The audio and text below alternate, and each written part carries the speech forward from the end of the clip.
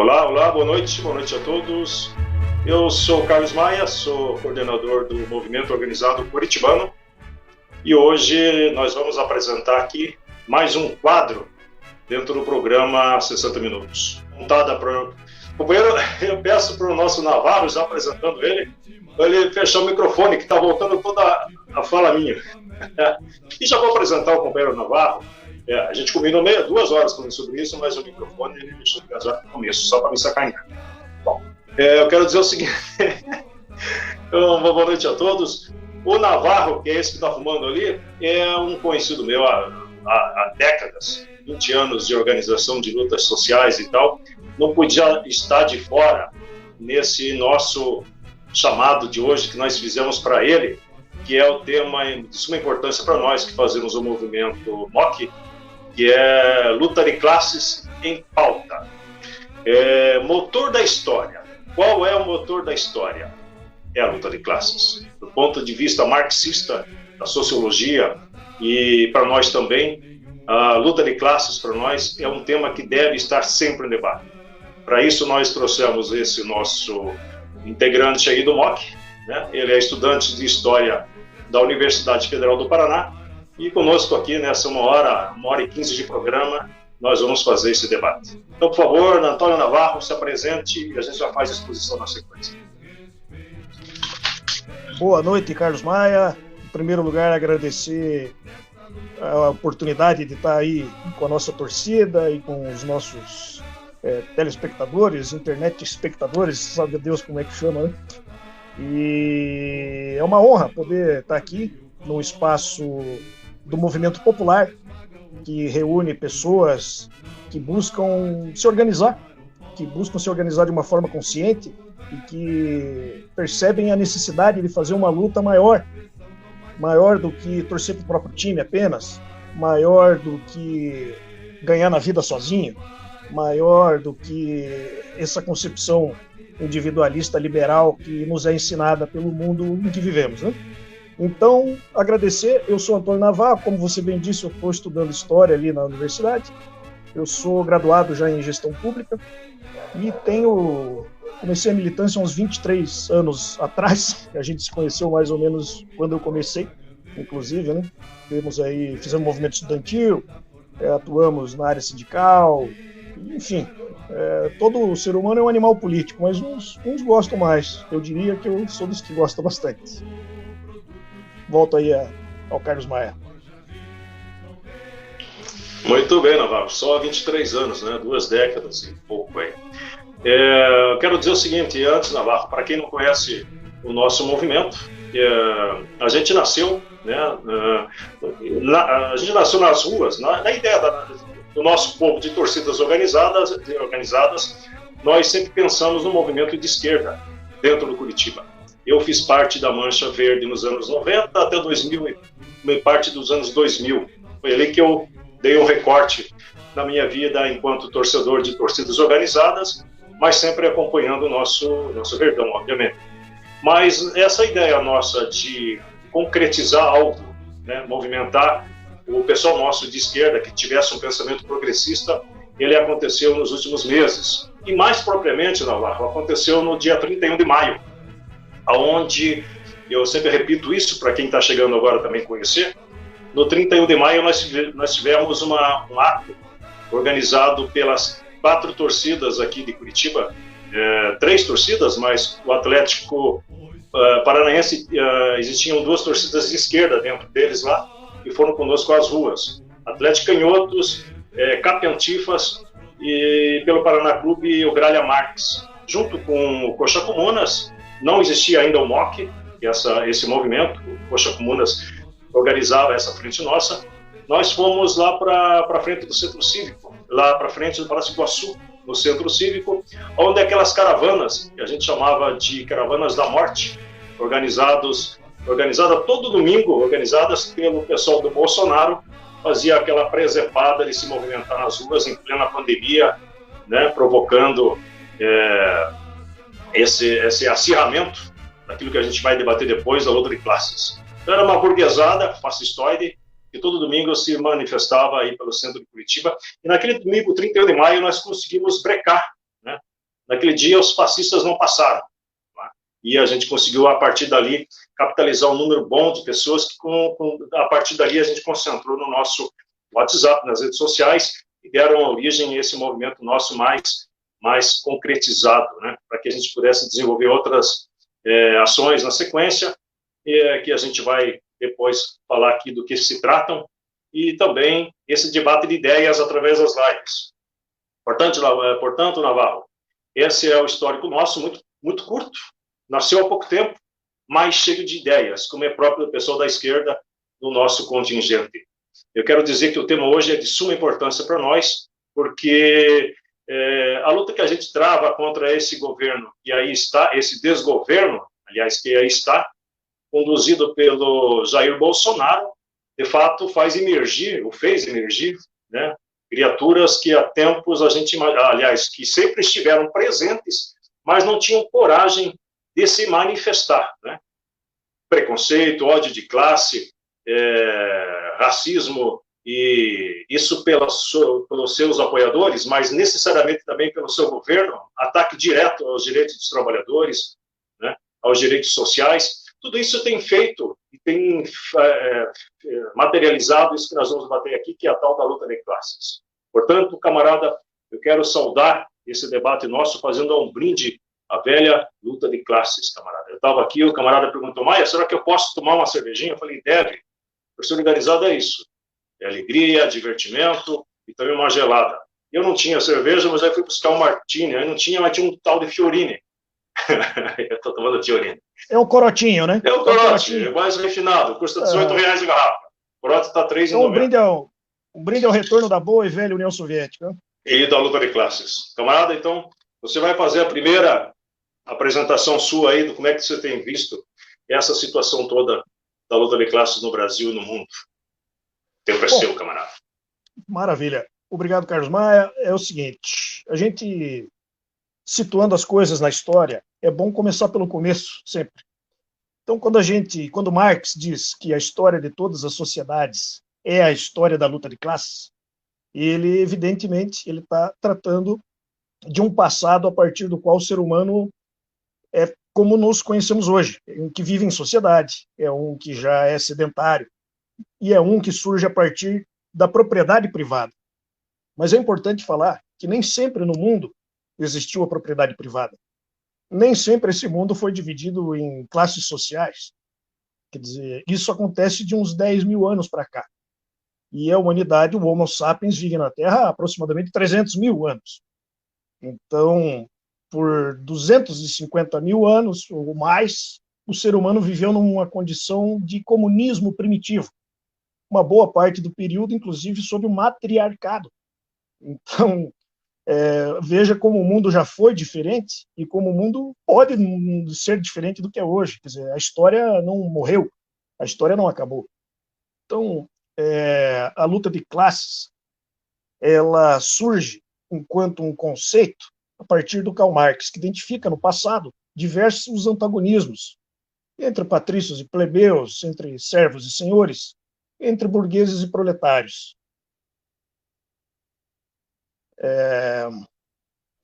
E aí, o que acontece? O fato é o seguinte, é uma teoria geral da história que está em questão e que serve para os conflitos, e não são apenas os conflitos econômicos. Então, a gente pega as torcidas organizadas, por exemplo, elas deram uma lição de cidadania a partir do futebol para defender bandeiras como a luta contra o racismo, para defender bandeiras como o fim da discriminação contra LGBTs, para defender a luta contra o machismo, porque a teoria geral dos conflitos sociais, que é a luta de classes do marxismo, ela contempla qualquer opressão. Essa que é a questão fundamental aí. Então, é importante a gente situar no tempo que hoje a gente vive num capitalismo que está condenando não só a classe trabalhadora à desgraça e à danação, e eles estão se condenando junto, porque eles estão destruindo o planeta Terra. E aí você percebe que também o tema ambiental diz respeito à luta de classes. Você perceba também que existe ainda hoje no mundo a exploração colonial. quantas áreas do planeta, e mesmo o Brasil no estado atual é uma área semicolonial, o debate da questão nacional emerge, da libertação nacional emerge. Então, também a luta por uma pátria livre faz parte da luta de classes. Então, esses pontos de encontro é que a gente precisa identificar e trabalhar em sinergia entre todos eles, para que a gente dê conta das contradições que tem na sociedade. Então, o próprio futebol, quando surge, um esporte elitista, que era vedada a participação das pessoas pobres, isso na Inglaterra. Tem uma série muito boa que minha companheira Adriana Baggio até fez uma postagem brilhante hoje no Facebook, retomando na Netflix, de English Game. É uma série sobre o surgimento do futebol profissional. E ali existe a luta de classes escancarada. Quer dizer, a proibição de jogadores trabalhadores, ou quando podiam jogar, não tinham comido direito, e não tinham dormido direito, não tinha tempo de descanso, ia jogar contra a burguesada, os playboy que estavam ali aristocraticamente brincando de futebol. Quer dizer, então, a luta de classes, importante que se diga, ela perpassa todas as questões da sociedade, mesmo dentro das religiões. Essa semana tivemos uma polêmica envolvendo aí as questões das igrejas e tal. Pois bem, mesmo dentro do fenômeno religioso, você tem contradições. E você tem, por exemplo, e não é o único exemplo, mas é um que eu gosto de citar, o cristianismo. O que é o cristianismo, senão, fundamentalmente, uma base filosófica em defesa do oprimido? Então, como é que disso se transforma naquilo que a gente condena e em toda a picaretagem que reina por aí? Quer dizer, é o caso de condenar e jogar tudo no lixo? Ou será que é o caso de identificar que as contradições a gente pode e deve explorar em defesa do progresso da sociedade? Então, a coisa caminha um pouco por aí. A gente hoje tem um grau de maturidade maior,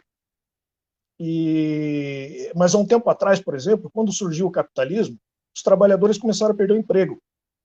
E quando eles perderam o emprego, por causa das máquinas, eles identificaram nas máquinas as suas inimigas. E desencadeou um processo que os luditas, ou os ludistas, eles atacavam as máquinas, achando que aquilo que estava prejudicando a vida deles não era o caso. Então, eles não tinham também uma alternativa para oferecer. Na Inglaterra, surge o movimento cartista, numa determinada altura. Os trabalhadores se reúnem e falam assim, porra, nós vamos fazer uma carta de reivindicação. E se o rei, se o parlamentar e a nobreza souber o quanto nós estamos fodidos aqui embaixo, eles vão começar a fazer concessões, porque não é possível, está aqui na carta. E a esquerda inglesa, ainda hoje, a parte da social-democracia inglesa, ela é cartista, em função disso. Outra coisa interessante, quando a gente deixa de comprar as coisas na loja do velho da van, a gente está fazendo boicote, né? Boicote aos produtos do velho da van, um velho picareta, um velho safado. Boicote era o nome do empresário. Um empresário sacana que ferrava a vida dos trabalhadores, judiava da turma. E ele ficou conhecido, o termo boicote, a partir do nome desse cidadão. Foi uma homenagem, uma singela homenagem a um cidadão que era tão porco que passou a representar e a ser sinônimo de opressão, de coisa ruim, de coisa que a gente precisa evitar. Então lá ninguém mais vai trabalhar e de lá ninguém mais vai comprar. Vamos fazer um boicote. Outra coisa que surge no movimento operário é o termo sabotagem. E sabotagem vem de sabot, que é tamanco em francês. Então, a turma que trabalhava nas fábricas antigas lá na França, quando eles queriam parar as máquinas, quando eles queriam protestar contra aquele regime de quase escravidão, eles tacavam os tamancos nas engrenagens. E, claro, ferrava com a máquina, parava a produção, sabotava o interesse do patrão. E aí, daí vem o termo sabotagem. Greve. O que é greve? Greve vem de Paris, Place de Grève. Em Paris é onde os trabalhadores se reuniam para fazer greve. E aí é que deu o nome de greve para o bagulho. Então, todas as coisas que a gente faz, que a gente escuta, tudo tem uma raiz histórica, né? É importante a gente buscar a origem para poder perceber o processo, né? Como é que as coisas vão se alterando e como é que algumas outras vão se conservando. Dessa consciência primária de organização, brota uma além. Então, surge a consciência sindical. Os trabalhadores percebem que, se reunirem, eles têm mais poder de barganha, eles têm mais poder de fogo nas batalhas por seus interesses.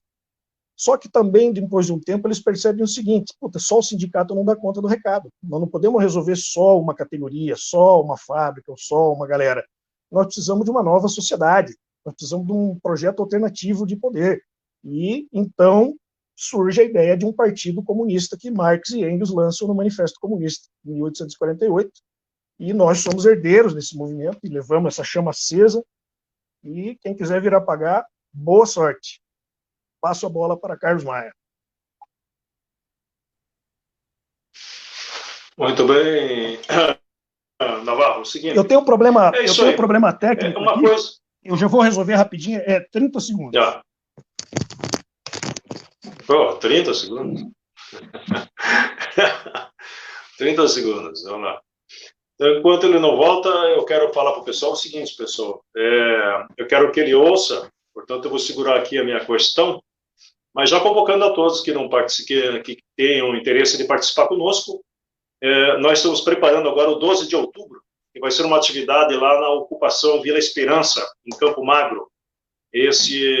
Essa ocupação conta com mais de 1.000 integrantes, né? São 1.000 pessoas, 1.000 famílias, aliás, 1.000 famílias, com quase 200 de crianças, onde nesse 12 de outubro, nós vamos fazer lá uma ação voltada para as crianças. Então, junto com outras torcidas organizadas de esquerda, estou falando para eles, Navarro, para a galera aí, que você não vai ouvir nada, está se mexendo, vai estar com formiga. Pronto aí? Cara, o que aconteceu? O celular não carregou, velho. E aí ia acabar a bateria. Você é louco, né, bicho? Eu vou te contar, né, meu irmão? Camarada, é o seguinte. Eu estou dizendo para eles, da ação que nós vamos ter dia 12 de outubro. Quem quiser participar conosco, nós já tivemos uma primeira inserção lá em Campo Magro, na ocupação Nova Esperança, e vamos ter esse segundo momento. Então, voltando à questão aí, Navarro, que eu quero debater contigo, hoje um companheiro nosso aí falou: Maia, fale lá sobre como é que esse pessoal aí, como é que esse pessoal que são chamados pobres de direita, como é que a classe trabalhadora cai no conto da burguesia, e como é que a gente consegue explicar isso do ponto de vista da luta de classes. Lembrando que a gente não está aqui para ensinar ninguém, aqui a gente só expõe, são lives que a gente faz expositivas, a gente está expondo aqui esses pensamentos, isso não é lei, não é coisas que a gente diz, não, é assim que é. Mas esse companheiro falou: Maia, do ponto de vista da luta de classes, como é que a burguesia comanda a cabeça desse povo para pensar como ela? Eu quero passar o que eu penso, Navarro, eu quero que você faça um recorte em cima disso que eu estou puxando aí, que é o seguinte. Marx já dizia também que todas as ideias que dominam uma sociedade, não são as ideias pulverizadas, mas aquelas ideias majoritárias, aquelas que comandam a cabeça do povo, são as ideias da classe dominante. Então é bom que o povo entenda bem esse pensamento, quem já sabe, consiga passar para outros também, que as ideias que dominam uma sociedade são as ideias da classe dominante. Ou seja, numa sociedade burguesa como a nossa, as ideias que dominam são as ideias da classe burguesa. É simples assim. Não é à toa que esse pensamento do campo ideológico, filosófico, comanda o ideário das pessoas, comanda a cabeça das pessoas. Veja lá um exemplo da questão da meritocracia, que tenta explicar que basta você trabalhar que você vai conquistar as coisas. Eles até jogam isso há muito tempo. Hoje o nome chama-se meritocracia, mas antigamente existia uma frase, um pensamento que dizia: quem cedo madruga, vence mais. Como é que é? Quem cedo madruga... Como é que é? Você é mais velho que eu? Deus ajuda quem cedo madruga. Isso, minha avó falava isso para mim e tentou me convencer disso. Não, se você trabalhar cedo, eu fui trabalhar cedo. Pegava a marmita às 5 horas da manhã, pegava o ônibus Interbairros, cara. Ia lá para SIC. Várias vezes eu subia daqui do Boa Vista, Moaúde, a pé para chegar até o ponto do Interbairros, para pegar um ônibus que atravessava toda a cidade para chegar lá, acordando cedo, para ver se Deus me ajudava. Ou seja, dentro do ponto de vista marxista, os fenômenos... É verdade, não? Eu fui até 87, assim, depois eu vi que isso nunca ia ficar rico, acordando cedo, e Deus não ia me ajudar nesse quesito aí. Mas a meritocracia é um pensamento inventado por quem? Nasceu da classe trabalhadora. Os trabalhadores sentaram, se organizaram e jogaram uma frase. Jogaram um pensamento, meritocracia. A partir de agora vamos defender. Não, quem defende isso Quem jogou isso, quem plantou isso, quem disseminou isso na cabeça do povão foram pessoas da classe dominante. Se o trabalhador pega isso para ele e acha que isso é bonito, é otário, é trouxa. A gente vai ter raiva do trabalhador? Claro que não. Cabe a gente tentar mostrar para eles que o pensamento que comanda uma sociedade são as ideias, é o pensamento dominante, não é aquele que é dominado. Então, esse é o ponto de vista que eu quero passar para você. Como é que a gente consegue passar para a população que todo esse pensamento, que também não é só em frases, eles trabalham no campo, no arcabouço filosófico, jurídico, né, ideológico, né? Aí que Marx dizia até na tal da superestrutura do Estado, né? Tem a infraestrutura que eles atacam, nas relações de trabalho, expoliando os trabalhadores, mas também na superestrutura, isso é na infraestrutura, né? Capital trabalho e na expoliação que se dá por ali, na infraestrutura. Na superestrutura do Estado, no campo ideológico, é que os ataques se dão, nas ideias, onde as ideias que vão dominar essa sociedade são as ideias da classe dominante. Por favor, então, camarada Navarro. Perfeito, Carlos Maia. Bem oportuna a tua contribuição. E trata-se, no fundo, da questão da consciência de classe. Né? No Brasil, é difícil. No Brasil, como diz aquela anedota, o pobre pensa que é classe média, a classe média pensa que é rica, o rico pensa que é europeu. E ninguém é pobre no Brasil. Tá entendendo? Então, mas muito me admira, Carlos Maia, que diante de todo esse aparato ideológico que a burguesia tem, midiático, religioso, cultural, enfim, de toda a realidade que o povo sofrido vive, me admira que dentre o povo sofrido, e nós somos o povo sofrido, me admira que dentre alguns desses consiga existir aqueles que não são cordeirinhos dessa ideologia. Porque a influência é tanta, é tamanha, é um massacre, é uma guerra cultural, é um massacre. A constituição do ser humano no parâmetro do capitalismo não é, como se pensa, aquele bom selvagem que nasce puro e que, porra, ele tem ali uma aura santificada, ou ele tem ali, sabe Deus, um modelo idealizado que teria que ser o ser humano, e aí ele entra no mundo capitalista e o capitalismo corrompe. Não. Seria ruim se fosse, mas é muito pior. O ser humano nasce virgem e ele é constituído a partir do capitalismo. Não é que ele vai ser corrompido pelo capitalismo, não. Ele já é formatado a partir do capitalismo. Então, é uma amarra econômica, é uma amarra filosófica, é uma amarra, as mais diversas amarras. Né? Então, a primeira questão é se identificar. Como é que a gente toma consciência de si? Como é que eu me situo no mundo? E o iluminismo é um fenômeno filosófico que aconteceu há 3 séculos em outros lugares, e no Brasil tem muitos lugares onde não chegou. As pessoas não têm um pensamento crítico, infelizmente a autonomia intelectual é uma coisa rara, e não é culpa das pessoas. E também não estamos aqui falando que elas sabem menos que nós, elas sabem coisas diferentes de nós, elas são tão vítimas do negócio. Não cabe culpabilizar a vítima pela opressão. Então, quando a gente pega uma pessoa de pouca instrução, ou uma pessoa com dificuldades mais diversas, bicho, ela é produto do meio. E olha o meio onde a gente vive.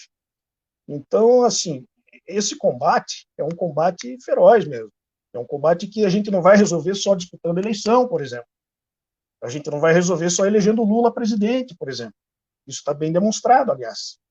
Então, a gente tem que atuar em diversas frentes na sociedade, no sentido da promoção da dignidade humana, no sentido de que as pessoas, elas próprias vão se libertar.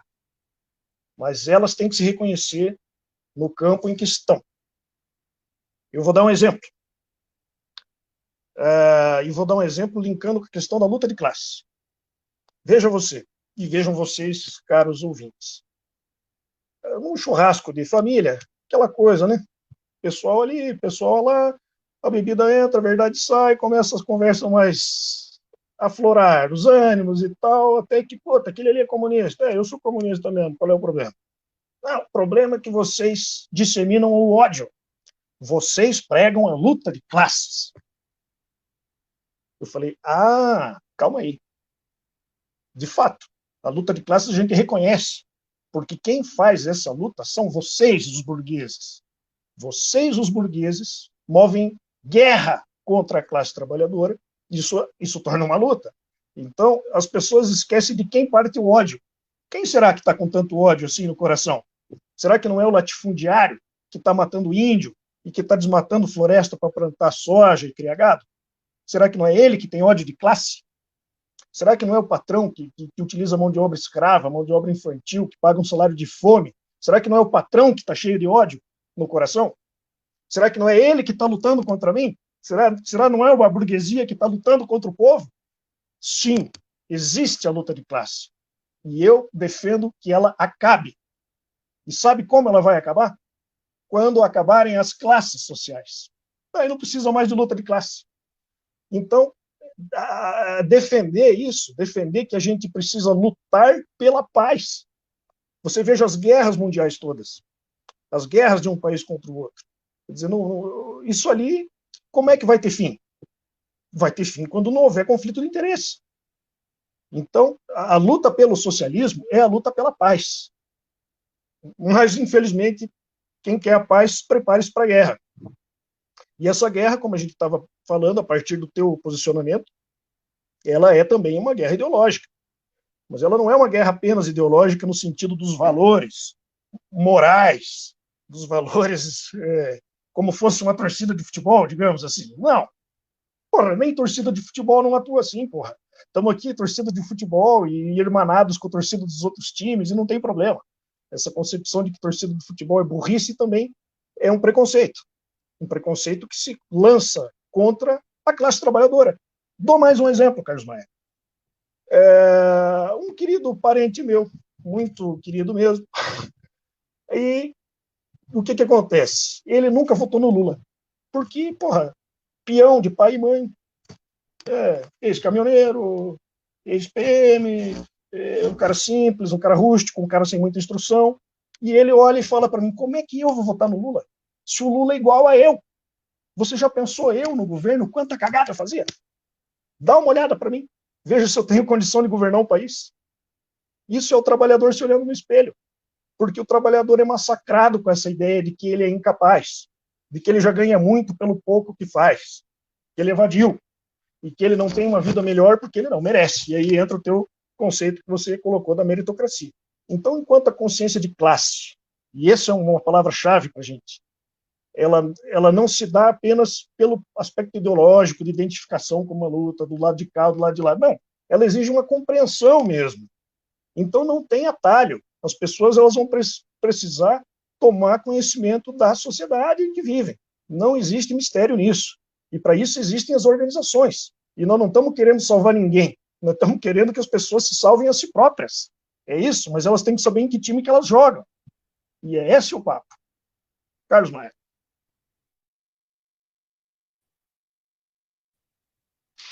Isso aí, Navarro. O seguinte. Então, é isso que tu falou, não está no campo, ainda que essa tal da superestrutura de Marx, ele coloque bem às claras que a gente tem que também centrar força, centrar fogo no campo ideológico, no campo filosófico, no campo das ideias, e travar as ideias que nós estamos fazendo, mas é ali, é na infraestrutura, é no campo econômico, a disputa que se dá entre capital e trabalho, quem produz e quem acumula aquilo que o outro produz. A maioria produz e a maioria não fica com aquilo que ele produz. Esse trabalho é separado dele, é alienado dele. Esse desconhecimento da sua produção, né, que Marx colocava como trabalho alienado, né, ele já não reconhece o que ele produziu.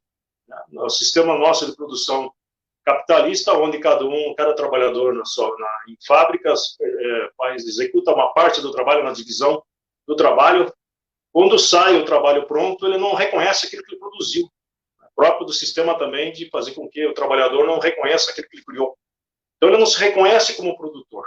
Né? E em tempos onde as pessoas se dizem, quando você monta um trabalho que só para fazer tipo um bico, em tempos de pandemia, é isso que está acontecendo. Né? Alguém já diz, olha, você é um empreendedor, e o cara acredita que ele é um empreendedor. Então, ele já se acha, né, acima da classe trabalhadora. Ele montou uma borracharia para ele, uma produção de calhas, ou produção de vender pastel, ou coxinhas, ou vender cesta de entrega de café, não sei das quantas. O cara já é um empreendedor. É próprio do sistema também tentando dizer que, olha, você a partir de agora não é um trabalhador, você não vende mais sua força de trabalho, você é um empregador, pode contratar pessoas. Faz parte desse arcabouço ideológico também trabalhar nessa ideia da produção também. Então, obviamente que isso tudo se dá dentro de um sistema capitalista. E ali é aí que é a questão. Né? A gente entender essas engrenagens que Marx colocava bem claro no livro Cálculo Capital. Marx nunca escreveu o social, o socialismo ou o comunismo, o comum. Escreveu o Capital, explicando o que é o capitalismo. Cabe, então, para nós a importância de a gente começar a observar mais como é que é feita essa produção, como é que a divisão do trabalho é estabelecida, como é que a relação capital-trabalho acontece, como é que os trabalhadores se dão nesse processo todo. Existe, claro, modificação, a mecanização está aí, o processo de automação e tal, mas o perfil modifica-se, mas ainda a produção ela é executada pelos trabalhadores, e esses trabalhadores a gente tem que falar para eles. Mas como os seus partidos não falam mais sobre isso, e se os partidos ditos de esquerda não estão fazendo mais essa abordagem. Muitas vezes, é isso que o camarada ficam no campo, e a gente não vê nenhum problema nisso. É importante também discutir pautas que a gente acha importante, a questão do negro, a questão do homossexual, né, da pessoa LGBT, das mulheres, são pautas importantes dentro de um processo que a gente vive hoje, com governos que são fascistas e atacam essas minorias, que às vezes são maiorias. As mulheres são maioria no Brasil. São atacadas nos seus direitos, são vilipendiados por um governo que é machista, homofóbico e tal, mas a gente percebe que o debate econômico tem sido furtado. Interessa ao capitalista, interessa à burguesia, faz parte do campo ideológico, trabalhar na cabeça do povo que você brigue pela questão específica sua. Essa é a questão. Eles tentam passar isso para o povo, né? E aí você vê gerações de militantes prendidas a um tema que é importante, que a gente ressalta aqui, mas ele acaba dedicando a causa, a vida dele toda, naquele ponto específico da luta dele, que é de suma importância. Mas o debate econômico, da questão da luta de classes, que é a mãe de todas as lutas, ela vai ficando ao léu. Não, palavras que o falou agora, sabotagem, a questão do boicote, são palavras que até permeiam a cabeça do povo. Mas palavras como luta de classe, socialismo, revolução, deixa de existir. Se há 20 anos atrás eu e você, a gente já não via isso, né? Nem dos campos, nem nos partidos de esquerda que a gente atuava, imagine agora, em 2020. Passaram-se 20 anos aí que você não ouve mais. Então, como centrar fogo no campo da infraestrutura, como fosse um prédio, a gente tem que imaginar essa explicação de Marx, um prédio que foi levantado. O capitalismo é um prédio. A infraestrutura desse prédio são as bases econômicas. A superestrutura é o topo, é o prédio que está sendo construído no campo ideológico e filosófico. Mas só ali nas bases, na engrenagem material concreta, que deve ser travado esse debate. O campo da luta de classes material concreta, que é a economia. Navarro. Importante reflexão, Carlos Maia, porque dentro do movimento operário, dentro da luta política dos trabalhadores, dentro daquilo que a gente afirma que hoje é a esquerda, existem diversas correntes diferentes, né? Existem correntes como os cartistas que eu citei lá na Inglaterra, uma social-democracia bem institucionalizada. Então eles acham que eles vão resolver os problemas do mundo pela via parlamentar, pela via dos acordos, pela via das concessões, e, enfim, continuem tentando. O fato é que na Europa, hoje, o pessoal gosta de falar da Noruega, da Suécia, da Finlândia, da Dinamarca. Olha como são exemplos de estado de bem-estar social. Olha como o capitalismo está dando certo. Então, tá, será que é bem assim mesmo? Quer dizer, esses países nórdicos, eles foram experiências que o capitalismo fez enquanto um cordão sanitário isolando a União Soviética do resto da Europa. Porque da União Soviética, depois da Revolução de Outubro, vinham ecos de liberdade, vinham ecos de direitos, vinham ecos emancipatórios, vinha pressão para que os trabalhadores quisessem também jornada regulamentada de trabalho por semana, acesso universal e gratuito à saúde, à educação, à moradia. Tudo que o povo da União Soviética conquistou acabou sendo algo desejável pela classe trabalhadora da Europa Ocidental. E, então, a burguesia desses países limítrofes com a União Soviética, elas fizeram a tal política de cedo os anéis para não perder os dedos. E aí, beleza, com essa pressão enorme ali, realmente tem uma qualidade de vida fantástica, calcada, inclusive, na cobrança pesada de impostos dos mais ricos. Diga-se de passagem, são países com os maiores estados, proporcionalmente, são esses países aí. Na França, na Inglaterra, mesmo na Alemanha, enfim, em Portugal, Espanha, no resto do mundo, diga-se, com a queda da União Soviética, esse estado de bem-estar social, ele foi quebrado, ele vem sendo desmantelado. Então, o que acontece? A base econômica é, como você disse, o que suporta todas as outras coisas. E quando a gente não ataca a base econômica do sistema capitalista, é como se a gente estivesse aqui tentando enxugar uma pedra de gelo. Mas ela vai molhar de novo. Não tem. Ou você vai na raiz, ou você não tem como propor e esperar um mundo muito diferente. Então, assim, qual é a matriz econômica do capitalismo? Por que não é possível reformar o capitalismo para que transformá-lo em outra coisa? A base central do capitalismo é a acumulação. A acumulação nem precisa ser da tua própria vontade. Ela acontece porque o sistema faz ela acontecer pela própria mecânica do capitalismo. Então, quem tem vai ter mais e quem não tem vai ter menos. Não tem como distribuir isso. A mercantilização do ser humano é a outra base, o pilar do capitalismo. Como é que você vai humanizar um sistema cuja base é mercantilizar o humano? É contraditório. Porém, esse pessoal reformista, que a gente chama, que acredita numa luta mais pacífica e de que apenas pelos debates parlamentares e na luta institucional será possível um outro mundo, enquanto não conseguem, e eu suponho que esse é o verdadeiro socialismo utópico, porque eu não acho que a burguesia um belo dia vai abrir mão dos seus privilégios, porque foi convencida disso. Enquanto eles não chegam lá, e acho que não vão chegar mesmo, a gente vai conquistando avanços, vai diminuindo, vai conquistando direito trabalhista, vai ocupando espaço de poder, vai alargando a limitada democracia possível no capitalismo. Tudo isso são conquistas, são louváveis, são nossas bandeiras, e a gente junto.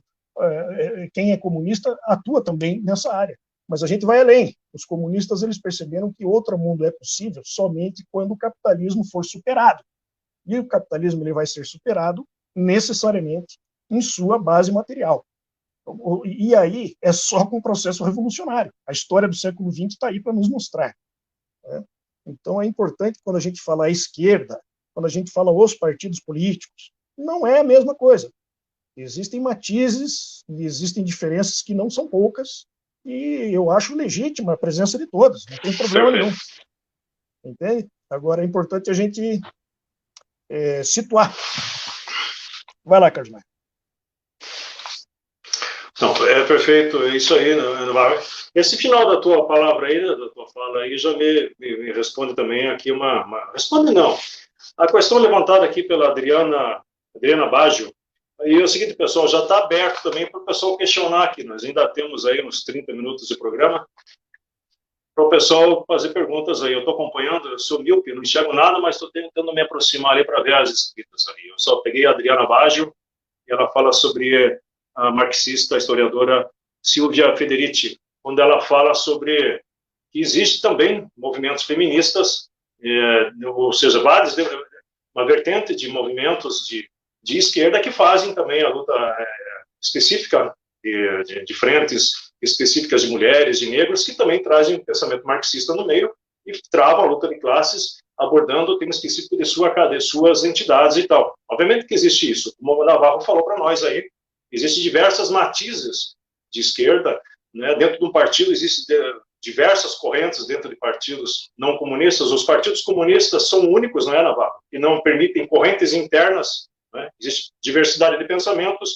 mas não existe correntes internas nos partidos comunistas. Mas nos partidos sociais-democratas, partidos trabalhistas e obreiras e obreiristas e tal, permite-se a pulverização de frentes de atuação de pensamentos.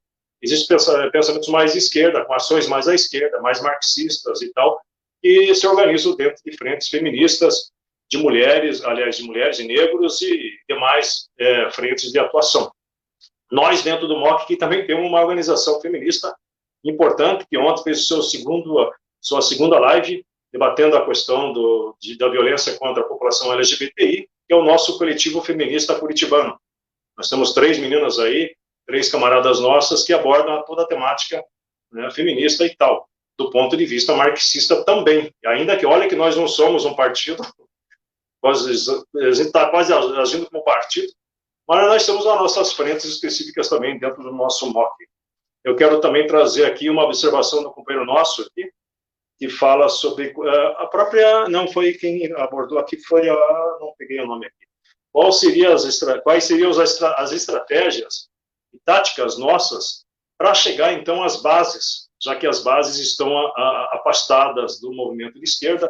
Eu queria pegar o nome da pessoa, que é importante, a participação dela aqui, deixa eu me ver, a Elisângela Otaviano. Ela pergunta, então, quais seriam as táticas e estratégias, né, elaboradas pelo campo da esquerda para chegar às bases, para buscar novamente aquele que no passado a gente teve muita inserção. Como é que tu vê esse papel aí das bases hoje afastadas do campo da esquerda, Navarro? Ou, aliás, não da esquerda, talvez de partidos, que se são movimentos já estão no campo da esquerda, né? Mas talvez de partidos revolucionários e tal. Né? Obrigado pelas perguntas. Eu vou começar pela primeira. A menção a Silvia Federici, é uma importante filósofa marxista.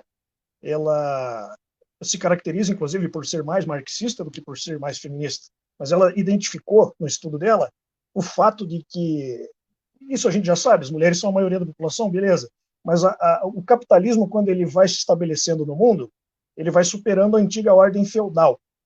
E nessa transição, uma condição para a existência do capitalismo é que as mulheres sejam ainda mais oprimidas, porque as mulheres, elas cuidam do aspecto da reprodução da vida material, e isso diz respeito ao cuidado do lar, à educação dos filhos, ao cuidado com o próprio marido, que tem que estar inteirinho no outro dia para ralar 18 horas na fábrica.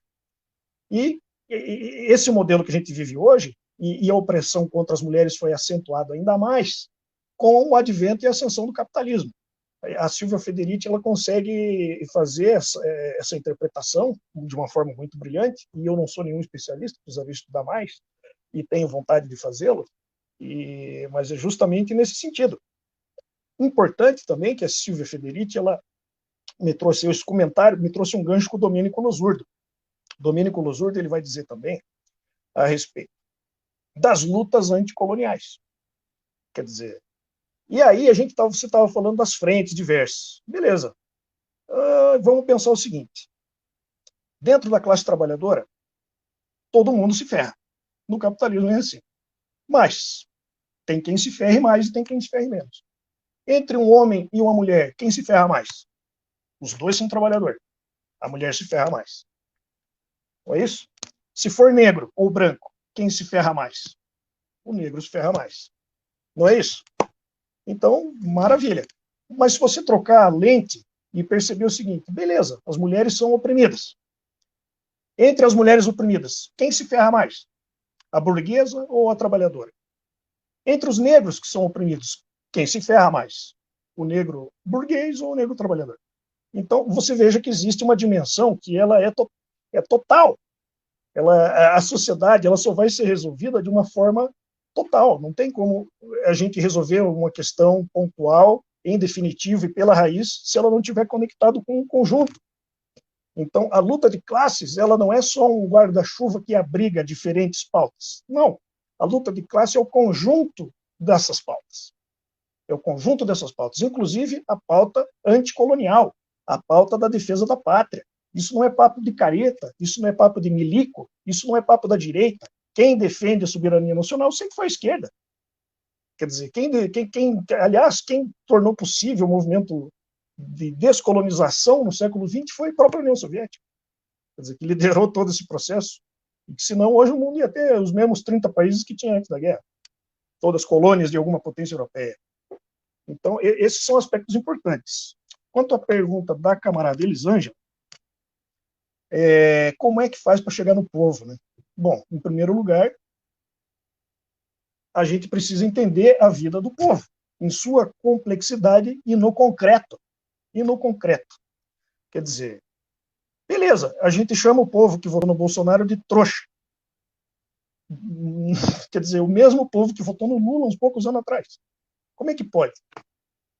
Quer dizer, isso vai trazer o povo de volta? Isso vai criar um diálogo com o povo, você afastando a priori? Então, o que acontece? A esquerda, de uma forma, ela foi se fechando numa bolha, e não porque ela é sacana, burra ou qualquer coisa do tipo. Entende? É porque um processo que as elites movem, a classe dominante move, uma estrutura, e hoje as redes sociais são a prova viva disso, nelas imperam algoritmos que segregam em bolhas as pessoas, e elas, de repente, tomam o mundo pelo seu meio. Então, o ser humano ele pensa como ele vive. Essa é a tese do marxismo. Você vai ter as experiências no teu entorno formando a tua consciência. E beleza, quando a gente vive numa bolha, a gente pensa que todo mundo está entendendo o que a gente está falando. E não é o caso.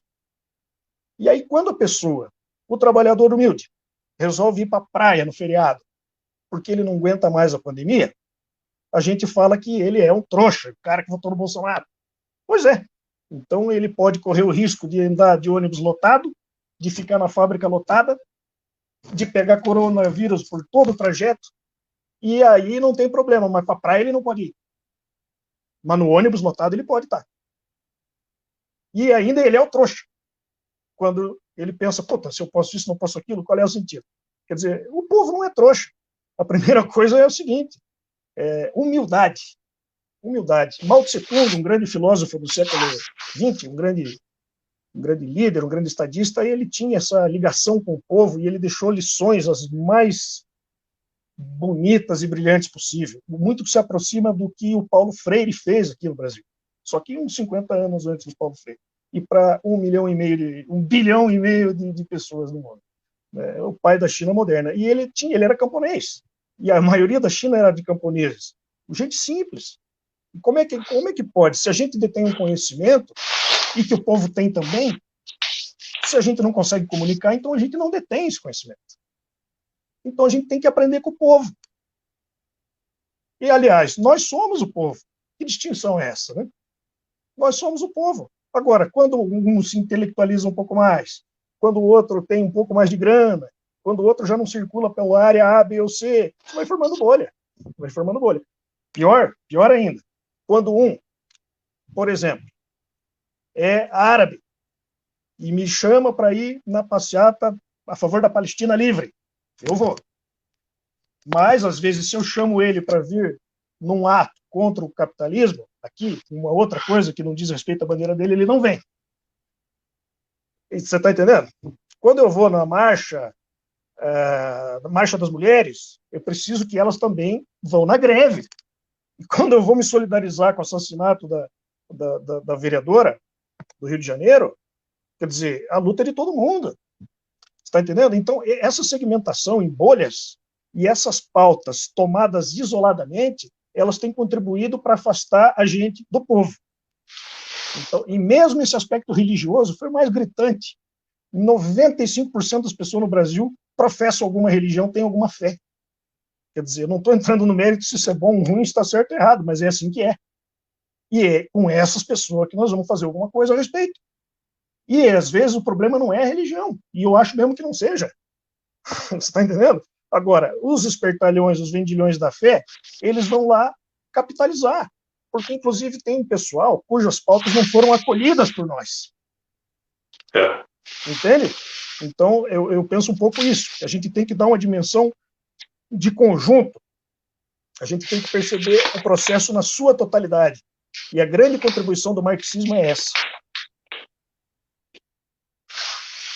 Muito bem. Você falou do Mao Tse Tung, né? Ele também disse, Mao Tse Tung, que também, além de um estadista e tal, ele fez a revolução na China, e hoje a China está mostrando para o mundo, dentro dentro de uma organização social de sociedade não capitalista e nem comunista, mas socialista, como é possível tirar 400 milhões de pessoas da miséria em 10 anos. Então, o Estado socialista, né, trabalhando na distribuição daquilo que é produzido e através do Estado distribuído. E Mao Tse Tung dizia aprender com o povo para depois ensinar o povo. Eu acho que a esquerda e as esquerdas vão ter que voltar novamente para o povo para depois tentar ensinar esse próprio povo. Obviamente que não dá para aprender muito com o povo também, senão nós estamos ferrados. Vamos aprender como votar no Bolsonaro. Porque as ideias, que parece contraditório, né? Mas como aprender com o povo se as ideias da classe dominante são as ideias da classe, né? As ideias que dominam a sociedade são as ideias da classe dominante. Mas o povo tem, né? A classe trabalhadora está nele, está nela, esse processo revolucionário do entendimento da consciência de classe. E a hora que ela tiver essa visão de pertencimento à sua classe, e você conseguir fazer ela entender isso, aí ela vai conseguir mostrar para nós qual é o caminho a se fazer para nortear esse próprio povo.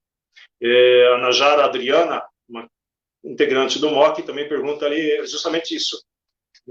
Pessoal, como é que a gente vai fazer para sair dessas bolhas e tal, construídas pelos movimentos sociais, ela diz aí. São temas polêmicos, pessoal, mas é o que está posto aí, não dá para a gente negar. Então, como é que a gente vai sair dessas bolhas construídas pelos movimentos sociais, onde segmenta toda essa luta, e para você tentar unificar numa plataforma única contra o sistema. Ela falou um monte de coisa, eu resumi nisso. Eu acho que bem isso que ela quis dizer, ou eu quis ler. Bom, de qualquer forma, esse é o desafio, né? Como é que a gente vai trabalhar em pontos que nos unificam? O Navarro falou agora há pouco sobre o debate que teve aí, que eu achei um absurdo, e também não vamos entrar no mérito.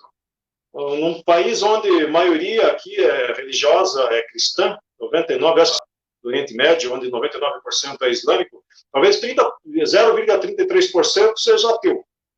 Eu estou no campo, Naval também, mas 90% é religioso, 99% é religioso. A maioria já é até evangélica. Em plena campanha eleitoral, o pessoal debate a religião, se vamos fomentar ou não as igrejas e tal. São armadilhas criadas pela direita, pelos fascistas, e a gente acaba entrando. São temas assim que não unificam. Né? Ou está exposto nas redes sociais. Foi um Deus dará, Deus nos acuda.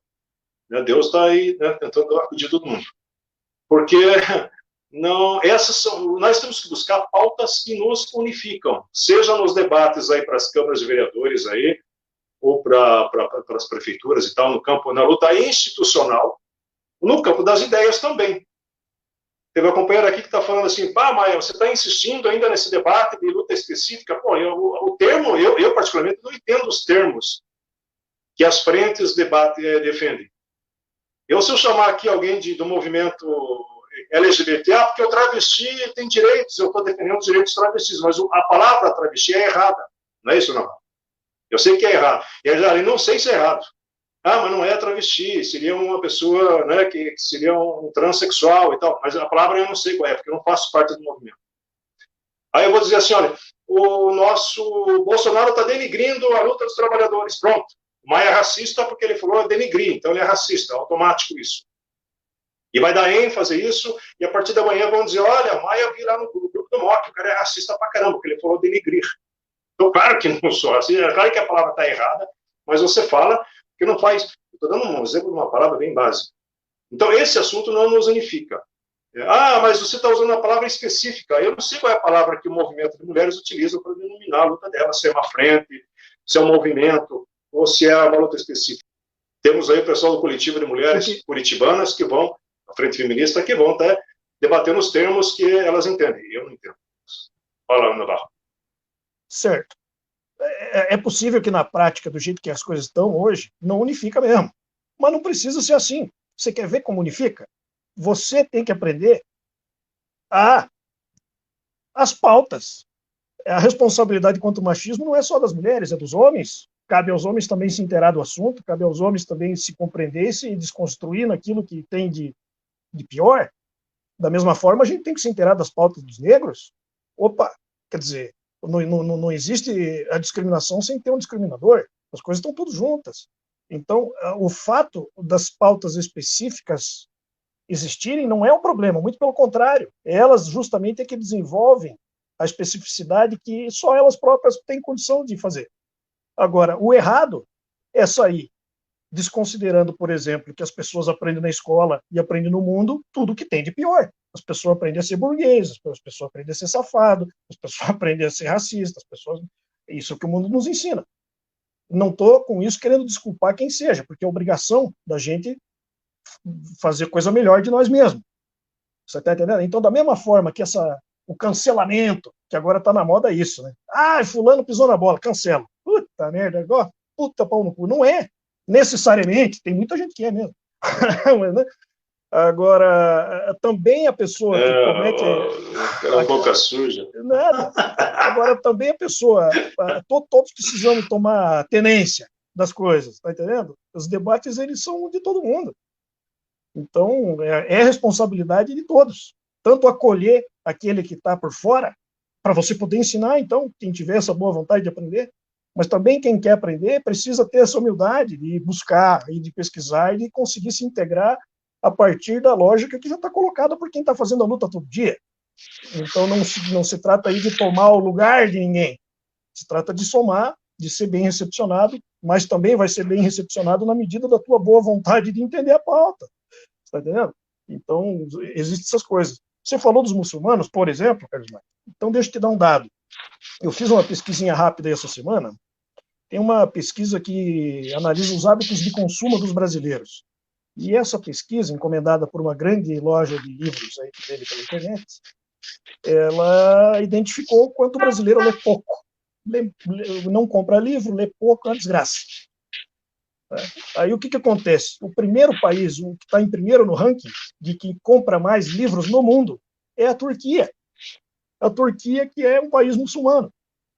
E que, segundo a narrativa que também a gente aprende na escola, na mídia e na casa do caralho, então, os muçulmanos são os bárbaros. Porra, os bárbaros são os que leram mais. Os bárbaros são os que nos negaram a matemática. Os bárbaros, porra, que nos resgataram o Platão, Aristóteles e o caralho. Então, como pode? Tá entendendo? Então, existem narrativas que pretendem substituir os fatos. E se você contrapõe os fatos às narrativas, a pessoa diz que você está cerceando a opinião dela. Quer dizer, beleza, opinião todo mundo pode ter, mas o estatuto da opinião é diferente do estatuto do conhecimento. E as pessoas hoje reivindicam o direito de ter suas opiniões acatadas como um conhecimento. Então elas vão julgando e pré-julgando e achando que estão exercitando esse direito, quando na verdade estão espalhando leviandades. E quando na verdade a gente está, no lugar de buscando conhecimento, tentando impor uma narrativa. Então convém perceber essa diferença enorme que existe entre os fatos e as narrativas, e convém também a gente saber fazer as nossas próprias narrativas. Porque não é lacrando e fazendo só meme e charge. Bicho, nós estamos aqui herdeiros de uma tradição de grandes intelectuais, e que não eram grandes intelectuais para se afastar do povo, para criar abismos entre os que sabem e os que não sabem, não. São grandes intelectuais que dedicaram suas vidas ao estudo e à compreensão da realidade e deixaram isso como ferramenta para nós. Está entendendo? Também tem essa desconfiança, às vezes, do povo mais humilde com o doutor que fala mais bonito. Porém, também, o doutor que fala mais bonito, como ele vai se preenchendo nas próprias bolhas, ele também acaba se encontrando ou se percebendo num outro patamar. Então, o intelectual orgânico é o que falta para a esquerda. A figura do intelectual orgânico. Entende? A combinação da teoria com a prática, uma em função da outra, uma alimentando a outra. Então, é isso que falta, na minha opinião, Carlos Maia. Muito bem. Eu estou olhando para cá e para lá, Navarro, porque o Nilton está chegando com 3 caixas não é de cerveja, não, de livros. O cara tá buzinando lá na frente, bicho. Eu falei, cara, depois da live chega ele. Eu falei, beleza. Pô, o cara sabe que é 8 e chegou lá na frente. Com os livros que a gente vai doar lá na Ocupação Nova Esperança. Então, mas deu certinho uma hora. Deu certinho uma hora. É, quase britânico. Oportunidade britânica. Nórdica. É britânica, né? Britânica. É, britânica, Inglaterra, inglês. Os pilantras lá. Quer dizer o seguinte, então, pessoal, nós estamos... eu quero passar ainda para as considerações finais do nosso pensador marxista aí. Navarro, como eu alertei no começo aí, é um grande pensador, ele vai nos ajudar na sequência. Ele falou, não, mas eu não me coloque já nesse processo aí, que eu quero... Eu estou chegando agora. Eu falei, cara, você já tem que chegar e já tomar a frente desse processo todo aí. Toda segunda-feira, pessoal, nós vamos ter aqui esse assunto que não se esgota. Se luta de classes é uma coisa que existe há séculos e séculos e milhares de anos, como disse o nosso Navarro, há quantos mil anos? 13 mil anos, né? Desde a formação, depois das sociedades primitivas, as classes foram divididas até hoje. Então, o nosso programa também vai seguir com esse programa até enquanto existiu Curitiba. Tá?